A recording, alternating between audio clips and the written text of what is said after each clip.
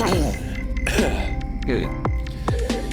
apologies for this cold voice that I have.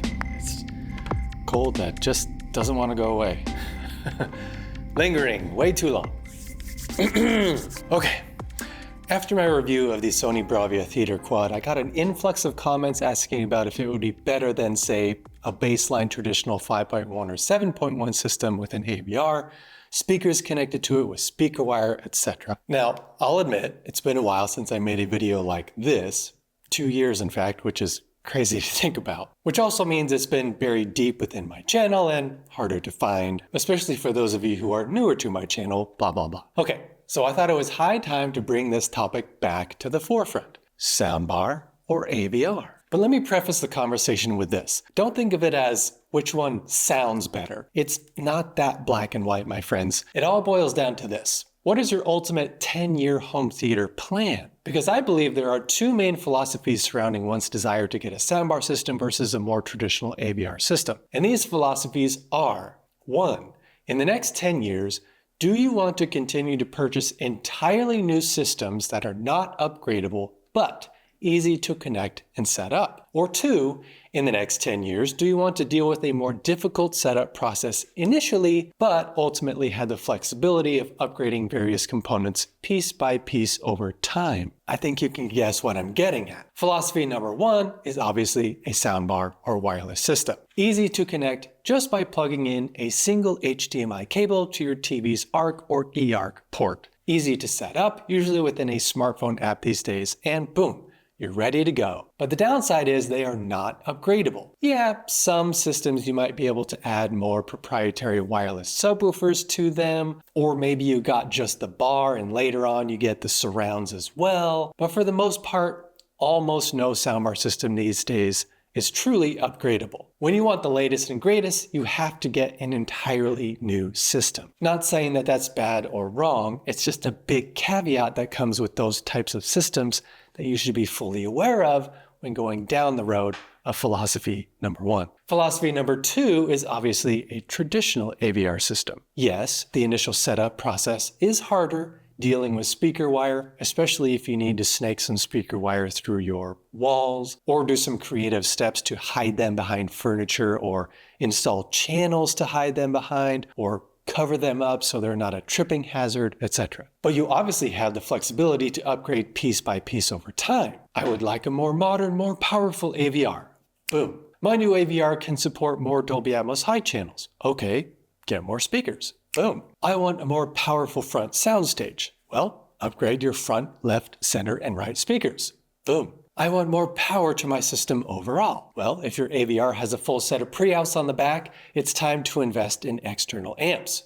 Boom. And the list goes on from there. But I can see the need for both types of systems. If you live in an apartment or are renting a home, I imagine you won't be able to mount speakers on a wall or ceiling, much less install in-wall speakers. So a soundbar system is the path you'll probably need to take. Or you're just not the tinkering type. You just want something that sounds much better than the crappy TV speakers you have. You don't want to spend hours setting it up, and you want to easily upgrade your family movie nights. Great. A soundbar system seems right for you. But getting back to that age-old question, well, which one sounds better? At least right now in 2024, a traditional AVR system. No question. Why? I mentioned this in my review of the Bravia Theater Quad system, but it's because most soundbar manufacturers still insist on sticking with a driver size somewhere around 3 inches. Even in the new Theater Quad system, they're still roughly that size. Even the Nakamichi Dragon has 3-inch drivers, but the difference with the Dragon is that the bar itself is very deep with lots of power behind it, so it hits surprisingly hard despite its 3-inch driver size. The Ambio Max from Sennheiser has 4-inch drivers, which gets you a bit closer to bookshelf speakers, but still not quite there. But I understand why that is.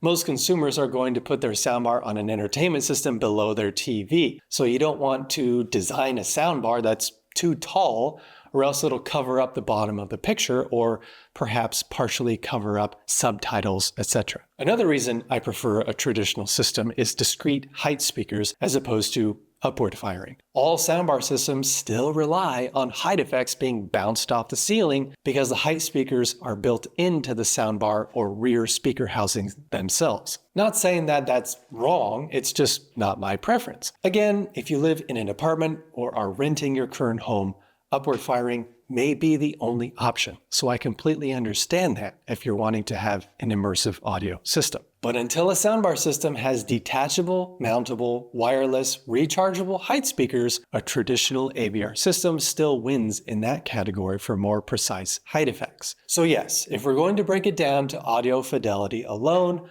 a wired traditional AVR system still wins overall because of the size of the speakers themselves, being able to push those air molecules more easily over larger distances. And I'll mention this again like I did in the Theater Quad review. Until Sony or Sennheiser or Nakamichi or whoever decides to take a page out of Weiss's playbook and puts their own wireless technology inside normal-sized powered speakers with their own normal-sized speaker cabinets, I'm talking at least 5¼ woofers.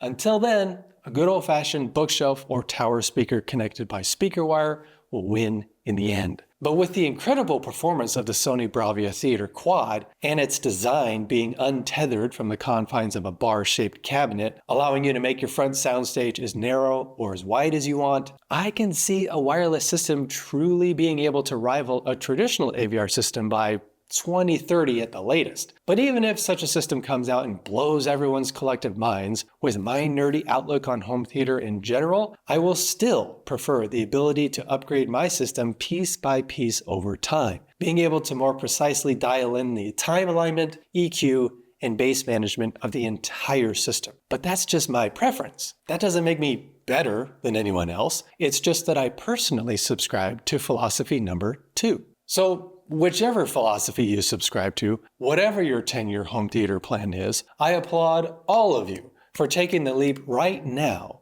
to have a much better audio experience than what your crappy TV speakers can provide. And with that, my friends, it's your turn. Which philosophy drives your home theater ambitions? Did this clear up any thoughts or doubts or questions you might have had if you were on the fence between AVR or soundbar? I sure hope so, since it seems like I answer that question quite frequently. What will be your next home theater upgrade? Let's have a conversation in the comments below, people. And with that, this world is crazy as it is already, so it only makes sense to be kind to each other out there. Don't just watch TV and movies, experience them, preferably with anything but your TV speakers. And of course, always be listening.